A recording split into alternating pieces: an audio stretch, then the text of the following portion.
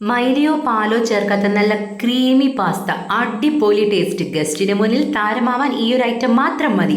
അപ്പോൾ ഇത് എങ്ങനെ ഉണ്ടാക്കാന്ന് നോക്കിയാലോ. അതിനായിട്ട് മാക്രോണി കുറച്ചധികം വെള്ളത്തിലൊന്ന് കഴുകി മാറ്റി വെച്ചിട്ടുണ്ട്.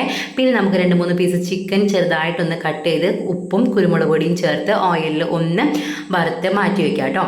പിന്നെ വേണ്ടത് എന്താണെന്ന് വെച്ചാൽ സെയിം ഓയിലിലോട്ട് കുറച്ച് ക്യാപ്സിക്കം, കുറച്ച് വെളുത്തുള്ളി, കുറച്ച് സവാള, ഇതെല്ലാം കൂടി നല്ല പൊടിയായിട്ട് കട്ട് ചെയ്തത് ചേർത്ത് നല്ല പോലെ ഒന്ന് വഴറ്റി, പിന്നെ അതിനകത്തോട്ട് ഒരു തക്കാളി നല്ല മാതിരി ഒന്ന് അടിച്ച് അതും കൂടി ചേർക്കാം.